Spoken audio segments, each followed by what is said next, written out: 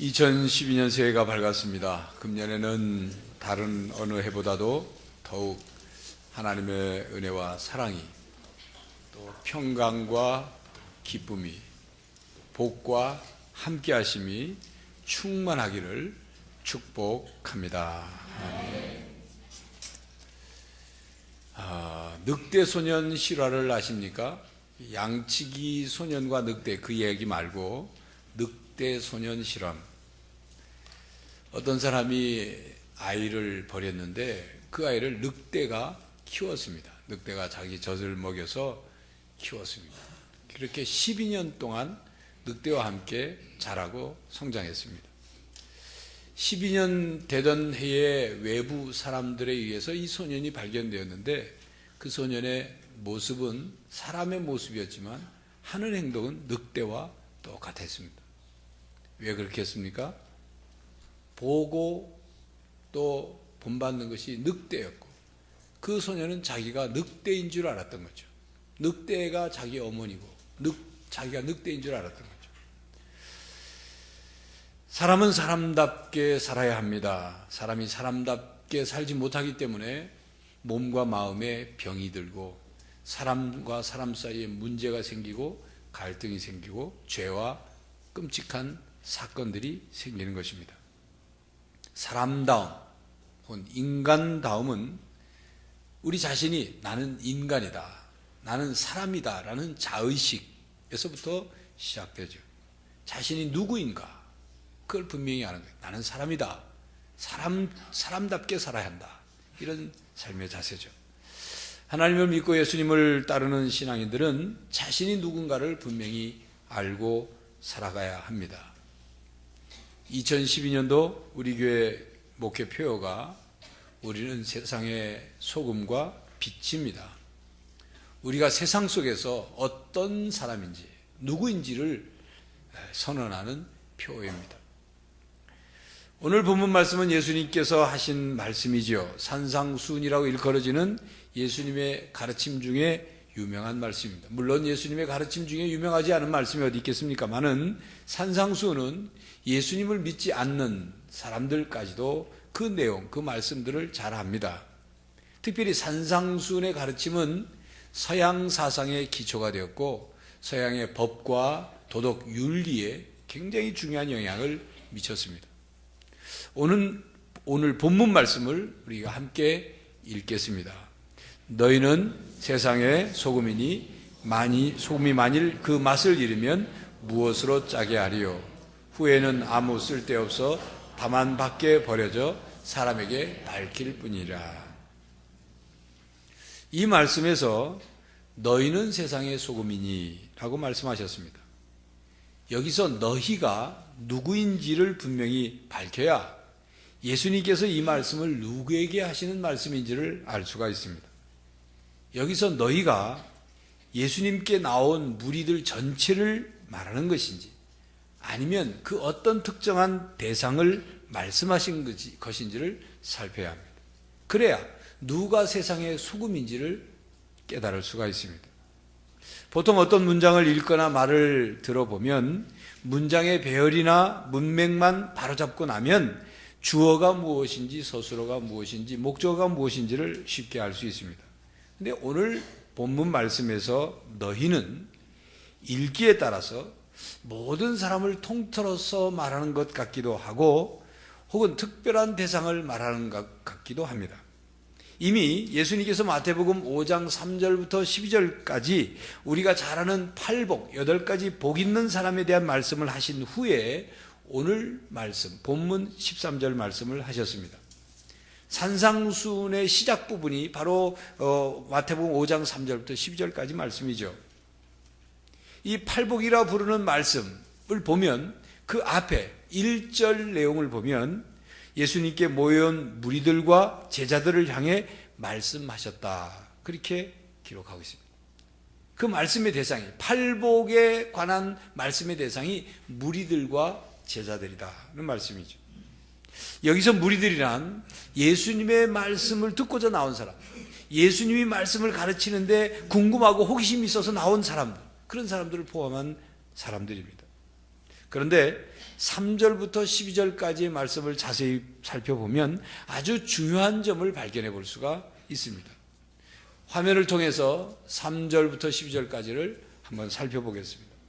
심령이 가난한 자는 복이 있나니 천국이 그들의 것이며, 심령이 가난한 자들은 복이 있고 천국은 그들의 것, 심령이 가난한 자들의 것이다, 그런 말씀이죠. 애통하는 자는 복이 있나니 그들이 위로를 받을 것이며, 또 5절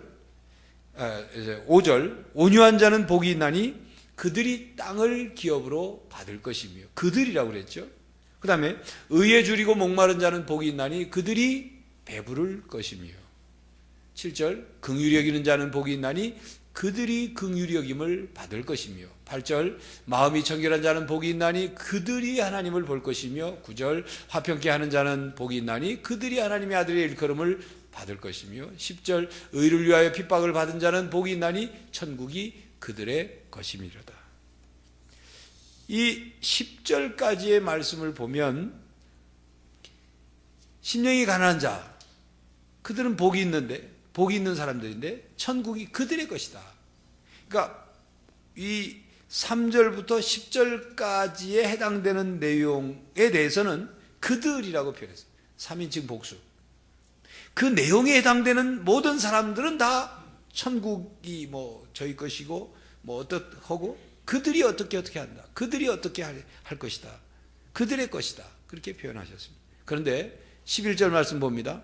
11절 나로 말미암아 너희를 욕하고 박해하고 거짓으로 너희를 거스려 모든 악한 말을 할 때는 너희에게 복이 있나니, 12절 기뻐하고 즐거워하라, 하늘에서 너희의 상이 큼이라, 너희 전에 있던 선지자들도 이같이 박해하였느니라.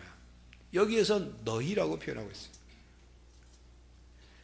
그런 후에 11절 12절에서 너희라는 대상 인칭 대명사 2인칭 너희라는 그 표현을 한 뒤에 오늘 13절, 오늘 본문 13절에서 너희는 세상의 소금이라 말씀하셨습니다. 예수님께서 너희는 소금이다 라고 말씀하신 것은 어떤 정해진 대상자를 염두에 두고 하신 말씀입니다. 그러니까 예수님께서는 소금일 수 있는 너희와 소금일 수 없는 그들을 구별하셨습니다. 소금일 수 있는 사람과 소금일 수 없는 사람이 구별되어 있다, 그 말씀 아니에요. 예수님 때문에 욕을 듣고 박해받고 악한 말을 듣는 사람들에게는 너희라고 말씀을 하셨습니다. 예수님을 위하여 핍박을 받는 사람이 바로 예수님께서 말씀하시는 너희라는 대상입니다. 여러분, 세상 사람들이 모두 소금일 수 없습니다. 교회 다닌다고 다 소금일 수 없습니다. 교회 안에 교인과 신자와 제자가 있는 것처럼 교회에 다닌다고 다 소금이, 세상의 소금이 아닙니다. 어떤 교회는 이 말을 들으면서 속으로 이렇게 쾌재를 부를 것입니다. 다행이다. 나는 소금이 아니니까 나는 그저 책임이 없다. 나는 그저 구원받고 그냥 교회 다니면 되지, 소금의 역할을 안 해도 책임이 없는 그런 존재니까 나는 그냥 교인으로 살면 되겠네, 이렇게 생각할 수 있겠죠. 정말 그렇게 생각하는 것이 바른 생각일까요? 신앙을 제대로 가지고 있는 사람이라면 그렇게 생각하는 것으로 만족할 수 있을까요? 그러므로 이 시간 우리는 자신이 누구인지를 알아야 합니다. 선택해야 합니다. 결정해야 해요. 예수님께서 말씀하시는 너희에 해당되는 사람인지, 아니면 예수님께서 말씀하신 그 너희와 관계없는 사람들인지를 깨달아야 돼요. 너희는 세상의 소금이다 라는 예수님의 말씀은 그냥 예수님의 말씀을 들어 나온 무리들에게 하신 말씀이 아닙니다. 그냥 하나님께로부터 위로나 받고 하나님께 복이나 받고 그저 종교 생활이나 하면, 교회나 왔다 갔다 하면 되는 그런 사람들을 향해서 너희는 세상의 소금이다라고 말씀하신 것이 아닙니다. 누가복음 14장 25절 이하에 보면 제자의 삶에 대해서 말씀하고 있습니다. 그러면서 그 끝에 34절 35절에 소금이 좋은 것이나 소금도 만일 그 맛을 잃으면 무엇으로 짜게 하려, 땅에도 거름에도 쓸데없어 내버리느니라. 들을 귀가 있는 자는 들을지어다 하시니라 말씀하셨어요. 소금의 역할과 제자의 삶이 연관되어 있다는 그 말씀. 예수님을 따르고 본받기를 원하는 사람들, 이게 소금이라는 얘기예요.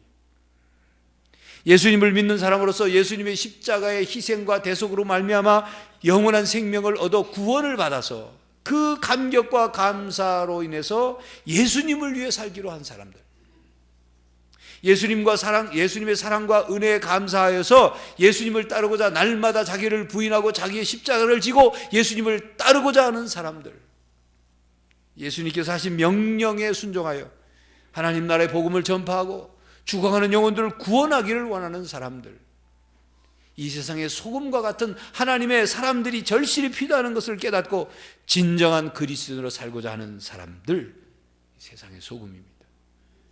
여러분은 누구입니까? 그들입니까? 아니면 너희입니까? 무리들 중에 한 사람입니까? 아니면 예수님의 제자입니까? 세상 사람입니까? 아니면 세상의 소금입니까? 예수님께서 우리들에게 너희는 세상의 소금이다 라고 말씀하십니다. 예수님을 믿고 예수님을 따라 사는 사람, 예수님의 제자의 삶을 사는 사람, 세상의 소금이다 말씀하십니다. 그렇다면 소금이란 어떤 것입니까? 여러분 아는 것처럼 소금은 화학 용어로는 염화 나트륨입니다. 염화물과 나트륨이 섞여져 있는 거죠. 그래서 소금 결정체의 99.9%가 염화 나트륨입니다. 0.1%가 수분이 있고 또 불용해성 물질이 20 ppm, 철분이 1.5 ppm, 그리고 구리도 약간 아주 소량이 있다고 합니다. 그게 소금이에요. 여러분 소금하면 떠오르는 것은 짠맛이죠. 소금에 있어서 짠맛은 소금의 생명이고 본질입니다. 예수님께서 오늘 본문 말씀에서 소금이 만일 그 맛을 잃으면 이라고 말씀하신 그 소금의 맛이란 바로 짠맛입니다. 소금을 먹으면서 단맛을 얻기 위해서 먹는 사람은 없습니다. 그러면 설탕을 먹어야 하겠죠. 소금을 먹으면서 신맛이 있기를 기대하거나 쓴맛을 얻기 위해서 소금을 먹지 않습니다. 소금의 맛은 짠맛입니다. 우리가 세상의 소금이라는 말은 짠맛을 내는 존재라는 말씀이죠. 소금에게 있어서 짠맛은 소금의 성분이며 소금의 본질입니다. 짠맛은 소금의 생명과도 같은 거예요. 여러분 사람에게 있어서 본질은 생명이고 사람다움입니다. 그런데 사람에게서 생명이 없어지면, 사람다움이 없어지면 더 이상 사람이라고 여기지 않습니다. 소금은 어떤 물질에 짠맛을 만들어 넣어가지고 소금이 된 것이 아닙니다. 바다에서 소금을 분리하는 과정에서 그냥 소금이 만들어진 것이지 짠맛을 혼합하거나 짠맛을 주입하고 첨가해서 만들어진 게 아니에요. 소금이란 이미 짠맛을 가지고 태어나서 짠맛을 가지고 죽는 거예요.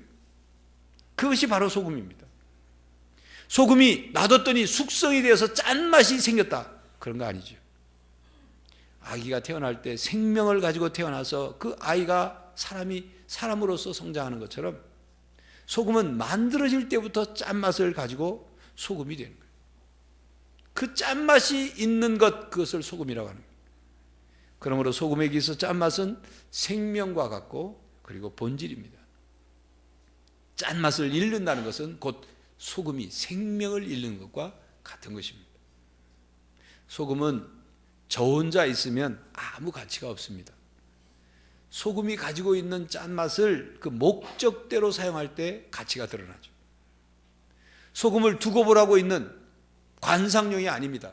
소금은 무슨 장난감도 아니고 애완동물과 같은 그런 존재도 아닙니다. 소금은 오직 짠맛을 내기 위해서 존재하는 목적대로 사용될 때 가치가 있습니다. 소금이 자기 역할을 할 때 소금의 가치가 드러납니다. 소금이 귀하던 시절에는 소금이 돈처럼 그렇게 귀하게 여긴 때가 있었어요. 소금을 확보하기 위해서 전쟁을 일으켰던 때도 있습니다. 그러나 그렇게 소금이 귀하다고 할지라도 소금 자체가 보석이 되는 건 아닙니다. 그냥 두고 보아도 아름다운 보석이 아닙니다. 소금은 사용하기 위해서 존재하고 사용될 때 가치가 있습니다. 부뚜막에 소금도 넣어야 짜다는 속담을 여러분들 잘 아실 겁니다. 무슨 뜻입니까? 아무리 기가 막히게 맛을 내는 소금이 있다고 할지라도 소금 자체, 그냥 부뚜막의 자체로만 존재하면 아무 가치가 없다, 의미가 없다는 얘기예요. 소금이 음식에 들어가서 녹아질 때 거기에서 맛을 내게 되는데, 부뚜막에 있는 소금, 사용되지 않는 소금은 맛을 낼 수 없다, 가치가 없다, 그 말이죠. 예수님께서 요한복음 12장 24절에 이런 말씀을 하셨습니다. 내가 진실로 진실로 너희에게 이르노니 한 알의 밀이 땅에 떨어져 죽지 아니하면 한 알 그대로 있고 죽으면 많은 열매를 맺느니라. 밀알이라는 존재, 한 알의 그 밀이라는 한 톨의 밀, 땅에 떨어져 죽지 아니하면 열매를 거두지 못하는 그 밀이 자기 몸이 부서져 분쇄가 되어서 밀가루에 섞이지 않으면 한 알 그 자체, 그 이상 그 이하도 아닌 거예요. 밀알이 땅에 떨어져 싹을 틔우거나 분쇄되어 밀가루가 될 때 밀알의 가치가 있는 거예요. 소금도 마찬가지예요. 여러분, 만약 소금이 말을 할 수가 있어서 소금에게 이렇게 물어본다면 소금이 뭐라고 대답하겠습니까? 야, 소금아, 너는 왜 이 세상에 살아있냐? 너는 왜 이 세상에 존재하냐? 라고 물으면 뭐라고 대답할까? 소금의 존재 철학을 묻는 질문이죠. 소금은 그 질문에 대해 이렇게 대답할 것입니다. 나는 무엇을 위하여 존재한다. 나는 무엇을 위해서 내가 있다. 소금은 자기 자신을 위해 존재하는 것이 아니라 어떤 대상을 위해 존재합니다. 무엇을 위해 존재해요? 음식을 위해서 존재하고, 생선을 절이기 위해서 존재하고, 맛을 내기 위해서 존재하고, 부패를 방지하기 위해서 존재하고. 오늘 본문 말씀의 맛이라는 표현은 단지 음식의 맛만을 얘기하는 게 아닙니다. 소금의 역할, 소금의 기능, 소금의 정체성, 그 소금의 짠맛이라는 것, 그것이 소금의 전부인 거예요. 그것이 없어지면, 그 소금이 자기 역할을 하지 못하면, 소금이 자기 기능을 발휘하지 못하면, 소금이 정체성이 상실이 되어서, 다시 말하면 소금의 짠맛을 잃어버려서 그것이 소금인지 하얀 모래인지 쓰레기인지 분별이 안 된다면 소금은 쓸모없는 것입니다. 하나님께서는 그리스도인들이 세상의 소금으로 살기를 원하십니다. 예수님께서도 그리스도인이란 무엇입니까? 그리스도를 닮은 사람들이에요. 이 그리스도를 닮은 사람들로서 세상의 소금으로 살기를 원하십니다. 그것이 그리스도인들이 이 세상에 존재하는 목적입니다. 그리스도를 위해서 세상의 소금으로 살아가야 한다는 말씀입니다. 여러분, 연말마다 어려운 이웃에게 온정의 손길을 전하는 구세군 자선 낭비가 2011년, 작년이죠. 2011년에 사상 최고로 47억 원이 모금이 되었어요.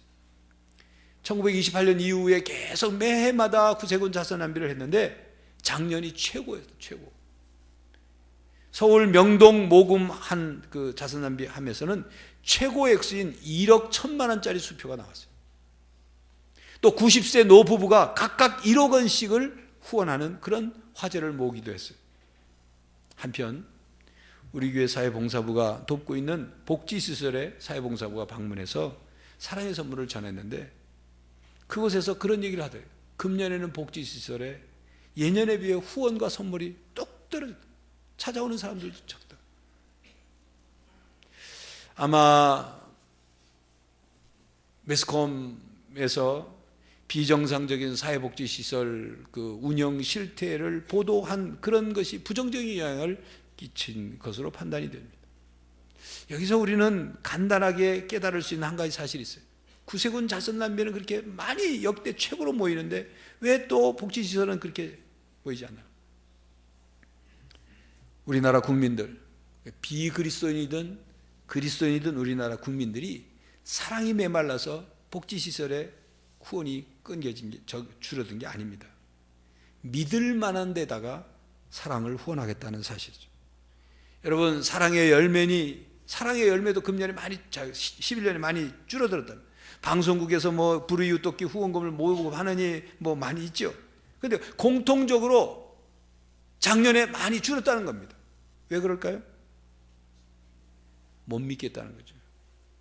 성금을 내면 그것이 제대로 쓰여지는지, 성금 후원에 관계된 직원을 뽑아서 그들의 봉급으로 다 나가는지, 아니면 또 중간에 해먹는 놈이나 년이 없는지 못 믿겠다는 거예요. 그러나 믿을 만한 데는 후원하겠다는 거예요. 믿을 만한 데는. 이 말을 다시 정리하면, 아직 소금의 맛을 내는 곳에는 소금의 맛을 내도록 돕겠다 그 말이에요. 소금으로 인정하겠다, 소금으로 활동 역할을 하도록 함께 하겠다 그 말이죠. 무엇을 위해 존재하는지, 무엇을 위해 봉사하는지, 무엇을 위해 활동하는지가 분명하고, 무엇을 위해 존재하는지를 밝힌 그대로 그 목적대로 하면 그 가치는 존중받는다 그 말입니다. 교회가 하나님을 위해 존재한다고 해놓고서, 교회가 세상에 사랑과 진리와 생명을 전해주기 위해 존재한다고 해놓고서 다른 모습으로, 다른 목적으로, 다른 방향으로 나가니까 세상으로부터 손가락질을 받는 것입니다. 진리를 잃어버리고 사랑을 잃어버리고 생명이 없으니까 비판을 받을 수밖에 없죠. 여러분이 예수를 믿는다고 하지 않고 어떤 잘못을 행하면 세상 사람들은 그냥 잘못한 것에 대해서 말만 합니다. 그런데 여러분이 예수를 믿는 사람이들이기 때문에 세상 사람들이 여러분들에게 기대가 있는 거예요. 예수 믿는 사람으로서의 기대, 그리스도인으로서 기대치가 있으니까 뭘 잘못하면 더 질책하는 거예요. 그래서 그리스도인들이, 교회가 잘못하면 손가락질이 더 세어지고, 심지어는 그들이 하나님을 욕하기도 하고 예수님에 대해서도 함부로 말하기도 하는 것입니다. 사실 세상 사람들이, 그리스도인들이 성경을 많이 읽지 않는 것, 기도를 열심히 하지 않는 것, 헌금을 적게 하는 것, 예배에 빠지는 것, 그거에 대해서 그 문제를 제기하지 않아요. 그들은 그런 문제를 제기할 자격도 없어요. 그런데 요즘 교회와 그리스도인들에 대한 비판은 그리스도인들이 경건 생활을 열심히 하지 않는다고 해서 비판하는 것이 아니라, 그리스도인들이 그리스도인답게 살지 않는 것에 대해서 비판합니다. 그리고 무엇보다도 그 비판에 대해 할 말이 없는 것은, 그리스도인이 그리스도인답지 않은 정도가 아니라 그리스도인이 아닌 사람들조차도 행하지 않는 온갖 추악하고 더럽고 부끄럽기 짝이 없는 짓을 하고 살기 때문에, 겉으로는 하나님의 이름을, 또 예수님의 이름을, 교회의 이름을 들먹거리지만, 안 그런 척하지만 할 짓 다 하고 기가 막힌 일들이 벌어지고 있기 때문인 거죠. 너희는 세상의 소금이니 소금이 만일 그 맛을 잃으면 무엇으로 짜게 하리요? 후에는 아무 쓸데없어 다만 밖에 버려져 사람에게 밟힐 뿐이니라. 여러분은 누구입니까? 그리스도인입니다. 그리스도인은 무엇입니까? 세상의 소금입니다. 교회 여러분, 소금이 소금의 맛을 내듯 그리스도인은 그리스도의 맛을 내야 합니다. 소금이 짠맛을 내듯 그리스도인들은 그리스도의 진리와 사랑의 맛을 내야 합니다. 교회 여러분, 세상을 책임지는, 세상의 소금으로 살아가는 하나님의 자녀들이 되시기를 간절히 바랍니다. 기도하겠습니다. 하나님, 우리에게 예수 그리스도를 구주로 허락해 주시고, 예수 그리스도의 십자가의 희생과 사랑과 대속으로 인하여 하나님의 자녀가 되고 구원받게 하시며, 그 구원의 감사와 감격을 가지고 주님을 따르기로 결심하고 주님을 위해 살기로 결심한 저희들에게 너희는 세상의 소금이다 말씀하시는 주님, 우리가 누구인지를 분명히 알고 소금이 그 짠맛을 잃어버리면 생명을 잃어버린 것과 같은 것처럼, 그리스도인인 저희들이 그 맛을 잃어버리고 역할을 잃어버림으로 그리스도인의 생명을 잃어버리는 저희들이 되지 않게 하여 주시옵소서. 성령 하나님, 우리로 하여금 그리스도의 맛을 내고 세상의 소금으로 살 수 있도록 저희들과 함께하여 주시옵소서. 예수 그리스도의 이름으로 기도하옵나이다. 아멘.